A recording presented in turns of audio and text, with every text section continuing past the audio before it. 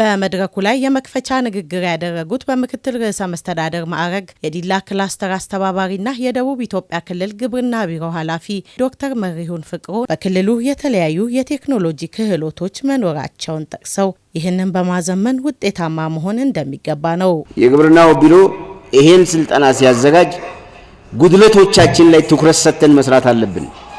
ትራንስፎርም ለማድረግ ምንድነው የሚጎለን? የኛ ክልል ምኑ ጋር ነው ያለው? በአቅም ምኑ ጋር ነን? ይሄን አቅም ዩቲላይዝ አድርጎ ውጤታማ ከመሆን አንፃር ምኑ ጋር ነን የሚል እጅግ ትኩረት የሚያስፈልግ ደረጃ ላይ ስለደረስን ነው ይሄንን በለለ ሀብት አቀናጅተን መውሰድ አለብን ብለን ያመንነው። ግብርናን ትራንስፎርም ለማድረግ ቴክኖሎጂ ላይ ያለን ችግር ሊፈታ ይገባል። ሰልጣኞቹ ከዚህ ግንዛቤ ማስጨበጫ በሚገኘው ክህሎት አቅማቸውን በማጎልበት አርሶ አደሩን በማብቃት ምርታማነትን ማሳደግ እንደሚገባቸው ገልጸዋል። ባወቃችሁት ላይም ጨምራችሁ በደንብ ደግሞ የምታውቁ ከሆነ አሰልጣኙንም ቻሌንጅ አድርጋችሁ ኤግዚስቲንግ ፕራክቲካሊ ከሚያጋጥማችሁ ችግር ቻሌንጅ አድርጋችሁ ዕውቀት ሼር አድርጋችሁ ለሌሎችም ለማያውቁት በዛ ደረጃ ሊሰራ ይገባል። የማናውቀውን አውቀን የምንሄድበት አንድ፣ ሁለተኛ ለማወቅ ዝግጁ የምንሆንበት፣ ሶስተኛ አርሶ አደሩ ጋር በዕውቀት በብቃት በግንዛቤ የተሻለ ሆነን መቅረብ መቻል አለብን። የደቡብ ኢትዮጵያ ክልል ግብርና ቢሮ ምክትል ኃላፊ የእርሻ ልማት ዘርፍ ኃላፊና የወላይታ ሶዶ ግብርና ኮሌጅ አስተባባሪ ቦርድ ሰብሳቢ አቶ አድማሱ አወቀ በበኩላቸው የግንዛቤ ማስጨበጫ መድረኩ እንደ ሀገር የታቀደውን የግብርና ትራንስፎርሜሽን ተግባራዊ ለማድረግና ምርትና ምርታማነትን ለማሳደግ የሚያግዝ እንደሆነ ገልጸዋል።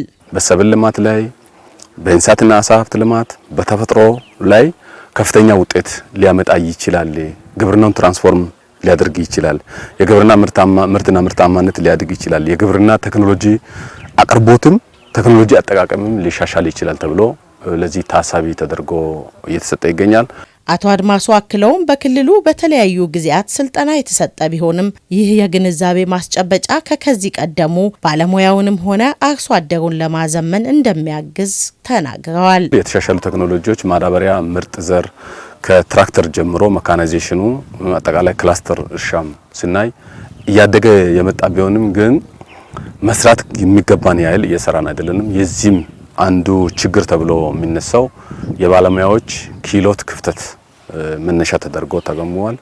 የቀበሌ ግብርና ባለሙያዎች በብቃት አርሶ አደሮችን ከመደገፍ አንፃር በቂ ቴክኖሎጂዎችን ከማቅረብም እንዲሁም ደግሞ የቀረበውን ቴክኖሎጂ አርሶ አደሩ ተጠቃሚ እንዲሆን ከማድረግ አንፃር ጉድለቶች እንዳሉ በጥናት አረጋግጠናል።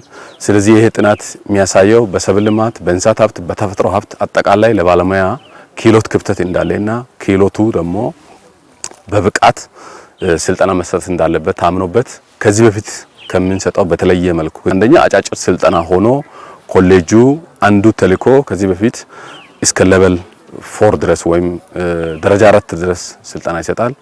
ከዛ በላይ የመጀመሪያ ዲግሪ እንዲሰጥና ሁለተኛው ደግሞ በስራ ላይ ያሉ ክህሎት ክፍተት ያላቸውን የግብርና ባለሙያዎች አጫጭር ስልጠና እየሰጡ እንዲያበቁ ነው። በሰብል በተፈጥሮ ሀብት ጥበቃና እንስሳት እርባታ ከ1500 በላይ ለሆኑ የልማት ጣቢያ ባለሙያዎች የሚሰጠው የግንዛቤ ማስጨበጫ ለ6 ተከታታይ ቀናት እንደሚቀጥልም ተመላክቷል።